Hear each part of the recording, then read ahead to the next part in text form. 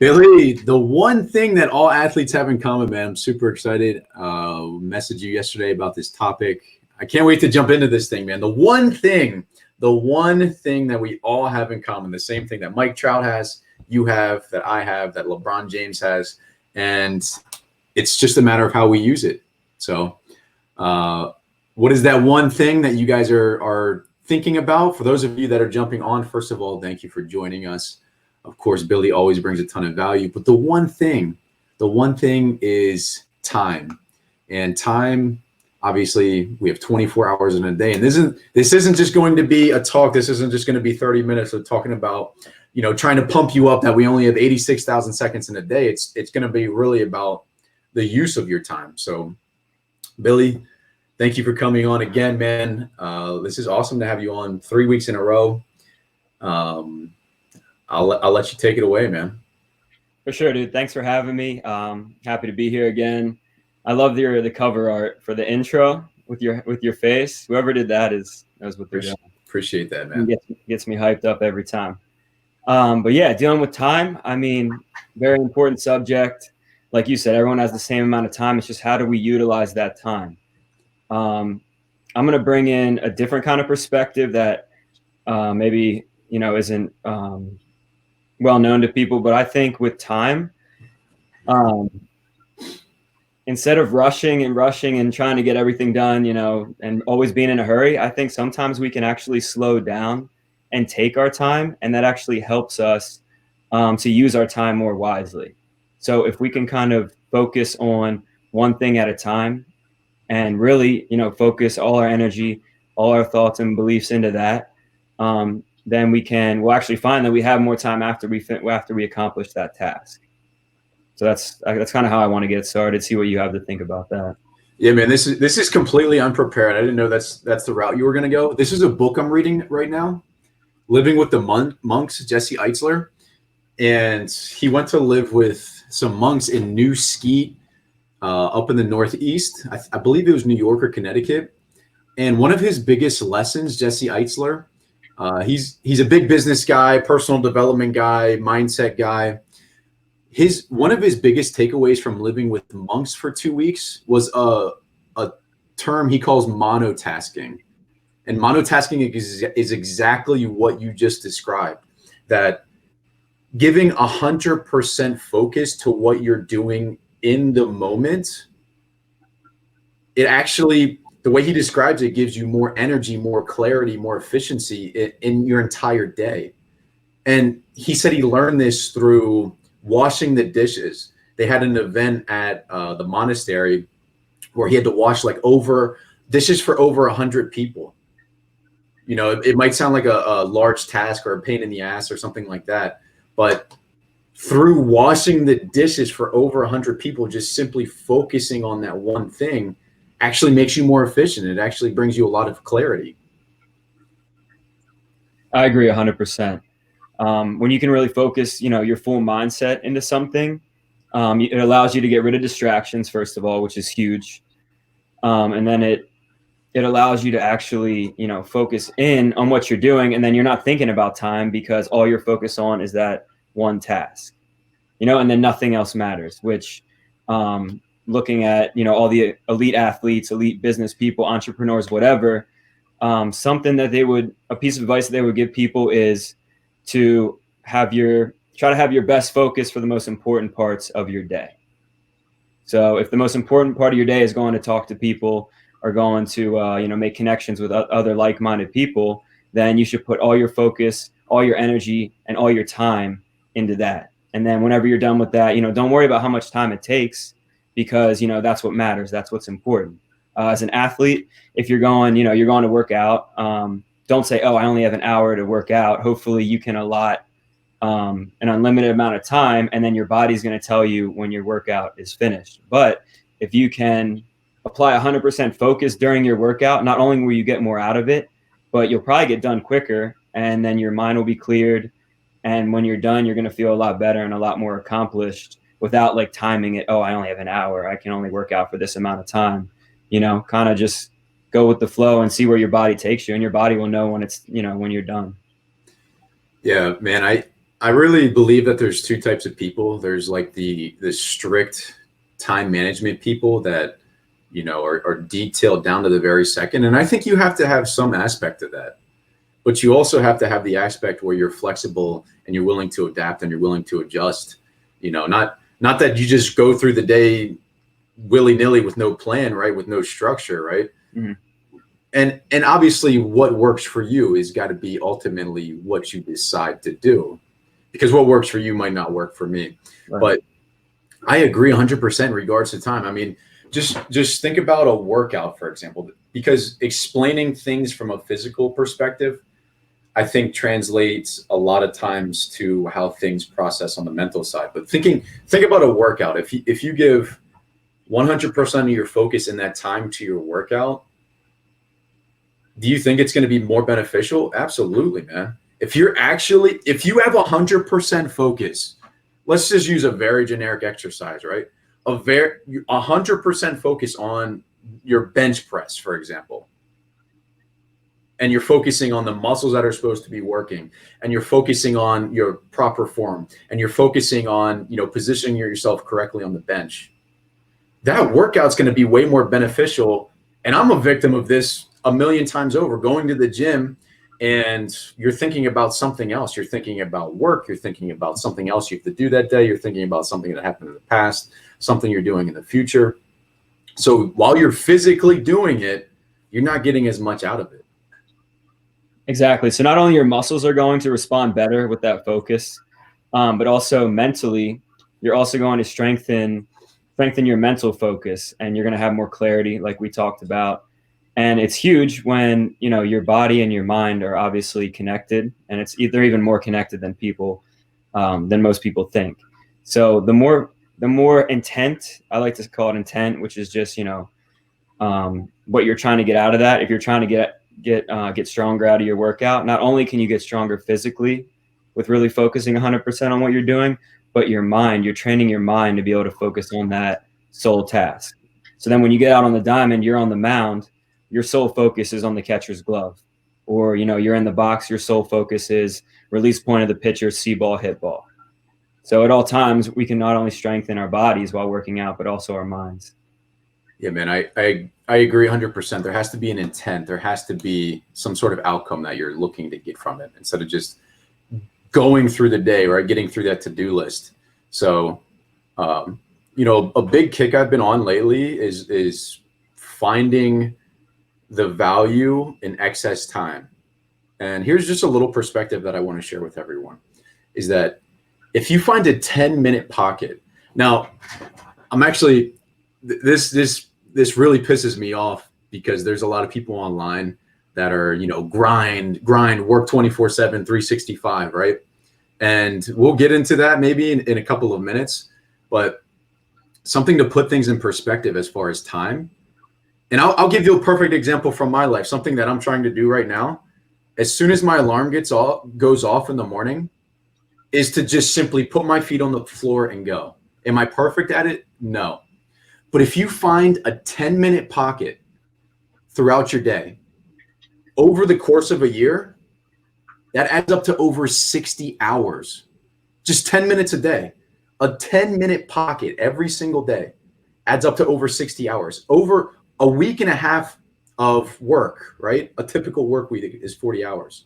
So 10 minutes a day, instead of me just being, you know, lazy, or I don't want to get up, or I'm sore, or I'm tired, or I just delay it, and laying in my bed on my phone, scrolling through emails or social media for 10 minutes, put my feet on the floor and start moving.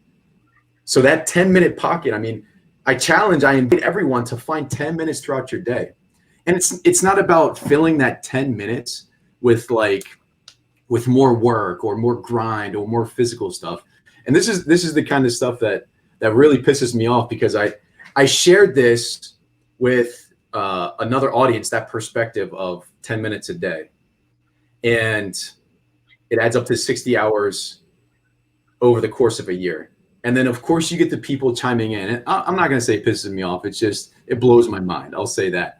It blows my mind, because they're like, oh, no, I'm going to find 2 hours a day. I'm going to find 3 hours a day. I'm going to find 4 hours a day. but don't you think that would wear them out? Don't you think that's completely changing your entire schedule, and then it affects everything else?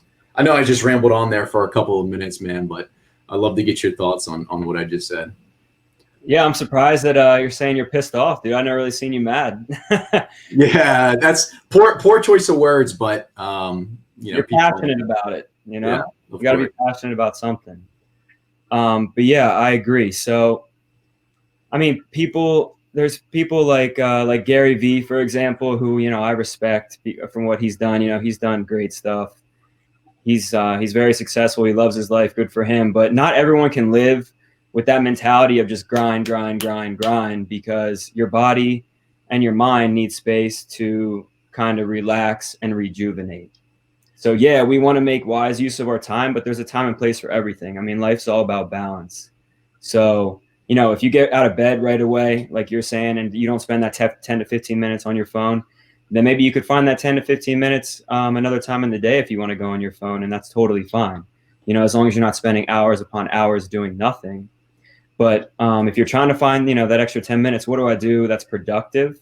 Like you said, it doesn't have to be some crazy, like go do sprints for 10 minutes. It can be, okay, I'm just going to clear my mind, do some breath work on my breathing. Maybe I just go and like sit outside and enjoy nature for 10 minutes. Or maybe I just do some visualization for 10 minutes, something like that. It can be something relaxing, not only for your body, but also for your brain. So I'm all about having like a skeleton kind of for your day, at least for me, for my schedule. I make a skeleton of like, all right, I'm going to do this in the morning at about this time, maybe do this, try to get this accomplished in the afternoon, and then if my schedule gets altered, I'm not going to like be all crazy and manic about it, because, time makes people manic, and time really drives people to kind of stress. And there's no need to really stress over time, because no matter how fast you're trying to get somewhere or how fast you're trying to do something, time doesn't stop for anyone.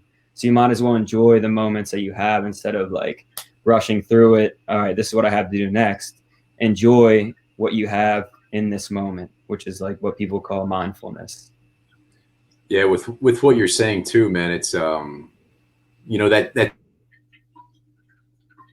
time that you're relaxing or anything else, that can be strategic, right? It's not blowing off your schedule, or it's not wasting time. You can literally have time where you're just having fun, or you're just relaxing, or you're just connecting with nature, whatever it is.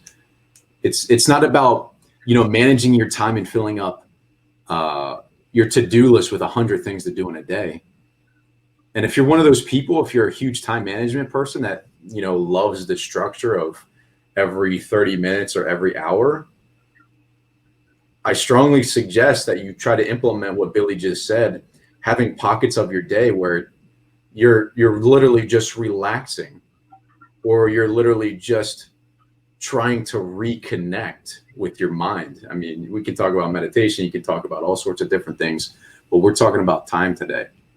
Isn't it amazing though that this is the one thing, literally the only thing that we all have in common with professional athletes, with our friends, with our family? This is the one thing that we have in common with everyone.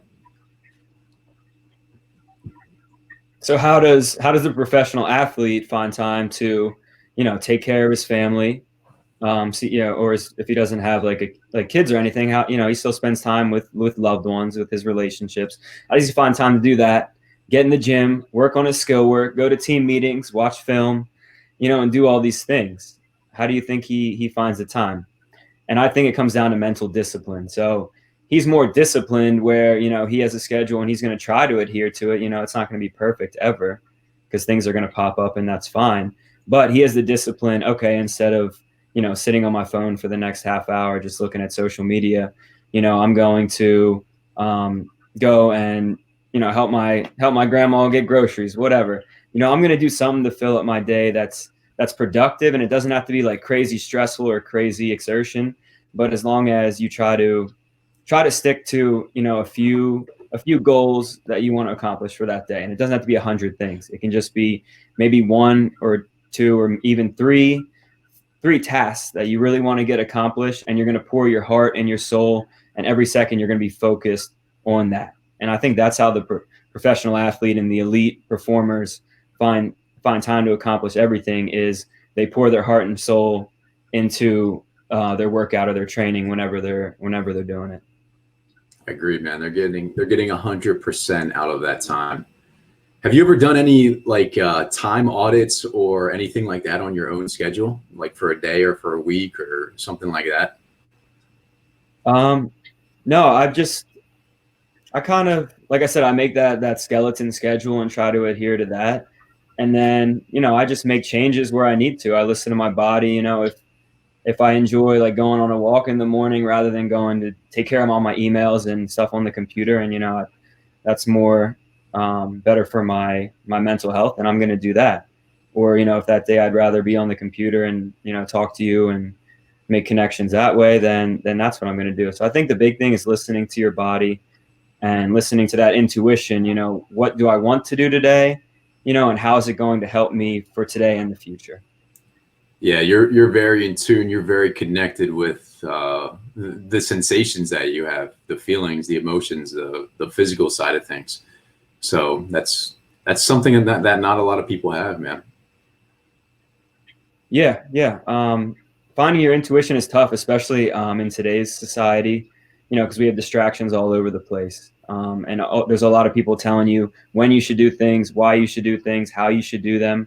But if you kind of just take a second and listen to what your body and your brain are both telling you, and then you're going to figure out what's best for you, because everyone's different, and everyone's schedule and everyone's goals and tasks are going to be different, and it'll be more beneficial to be done at different times of the day. For sure. And there's different schools of thought, right? Like this is a little off base with athletes, but Jeff Bezos schedules his like highest stress, his most important meetings for earlier in the day. So he knows that's when he's going to have the most energy, that he knows that's when he's going to be the most alert, and he gets it out of the way early. And then the rest of the day is, filled with other tasks. And then there's, obviously there's other people that, like to get up early and get things done. So there's a lot of different approaches to it, right? But it's really how you use that time. It's how you use that 24 hours that determines if you're moving towards your outcomes, if you're moving towards your goals, or if you're not moving towards it. Right. And I've heard a few different people say, everything that you do in the day should be like supporting your overall goal. So for me, for example, my overall goal is to keep playing pitching, in professional baseball, and try to keep rising up the ranks and maybe, get promoted to better leagues, whatever. So, all my tasks and everything that I'm trying to do for the day it's all connected, and it's all in relation to my overall goal. And it doesn't have to be like, oh, I'm throwing a baseball for 3 hours a day. That can be, all right, now's the time where I need to practice my breath work and my focus. So then when I get out on the mound, I can get rid of all distractions, focus in on one goal, catcher's glove, see the target, and go from there. All right, so this is going to come from both of us here, right? But let's share with people watching this. What can parents, coaches, or young athletes do with their time that they're not physically working out? Now, it's going to vary between like a little league age player and a high school player and a college player. But just in general, some things that players can do when they're not physically doing something. Good question. I think the biggest thing for parents, and this is going to sound crazy, is to give their kids more choice. And I read some books on parenting and, raising kids, whatever. And it shows that the more choices that kids have, personal choice, they actually make better decisions. And their decisions are also going to come from imitating the parents too. So if their parents are sitting on the couch, on their phone after work for 3 hours, then, the kids probably want to go on technology and just, veg out and do whatever. But if the parent's going outside for a walk, he's calling grandma to see how she's doing. The parent is maybe doing some sort of meditation or breath work, then the kid's going to be interested in that as well. But the main thing with personal choice, I think, is huge, because it not only teaches kids that skill set to have when they get older. Like, oh, now I know how to allot my time, and I can make my own choices of how I want to improve myself. But it also, you'll be surprised to see that, kids are more intuitive than most adults, and they know what their bodies need, and they know, what's going to make them happy. And obviously if your kid's, trying to be on the computer for 10 hours a day, then yeah, you're going to have to say, Jimmy, you might want to get outside, buddy, because, it's not good to be on technology that long, which is fine. But then if you kind of make suggestions, and then eventually they're going to be able to make better choices for themselves. And I know that didn't really answer your question. No, that's a good approach though. Instead of forcing the kid, allow them the decision. So mom, dad, if you watch this, thank you for so much freedom when I was a young kid. That's definitely beneficial for sure. Yeah. For someone like me, like that does baseball lessons, I mean, if the kid's not enjoying the lessons and he's not looking forward to them and he doesn't want to be there, not only does it make it unenjoyable for me, but the kid's not getting anything out of it, and the parents just wasting their money. So instead of forcing your kid to go to a lesson, I would give them the choice. Do you want to go and do baseball lessons? If they say no, that's totally fine. Just find another avenue that's healthy for them to either get some work in physically, or just a way to get outside and do some free play, go to the playground, whatever, anything that's going to benefit them mentally and physically. But then there are some exercises that kids can do that are interested in bettering themselves, for athletics and for just mindfulness and peace of mind in general. And we already mentioned those, which are just breath work. So just working on your breath, which it's meditation and breath work are the same thing. You can do it with your eyes open, closed, whatever. But the main thing about breath work is clearing your mind and just thinking about your breath and being present to where you're at in this current moment. And then also visualization is huge. I just wrote a blog post about visualization and kind of like some cues and some advice on how visualization can really help you as an athlete and just as just anyone in general. How young do you think players can start using their time to visualize? I think as young as like 6, 7 years old, man. I mean, and it doesn't have to be for an hour-long visualization. You can just do it for like 2 minutes. Give the kid 2 minutes. Just say, relax, sit there, close your eyes, and kind of just see yourself succeeding, at baseball, or see yourself, having fun with your friends, or being out in the sun, or being close with your family. Anything that you visualize and your brain fires, and your brain's like firing those connections and seeing that, then it's going to make it easier to accomplish the goal in real life if you can do it first in your mind. Yeah. And I didn't really understand this much coaching baseball at the time, but for younger age kids, you can actually do more of an active visualization, because kids love playing, like make pretend, right? Mm-hmm. And, making things up. So it's like, even if you're hitting off of a tee, right? Or even if you're playing in the backyard, the old cliche, like bottom of the 7th or bottom of the 9th, tie game, 3-2 count, coming up to the plate. But you can play through situations with younger players, and the more senses that you can add to it, it's going to be beneficial for them. And that's really a form of visualization. Mm-hmm. So that you can do it actively.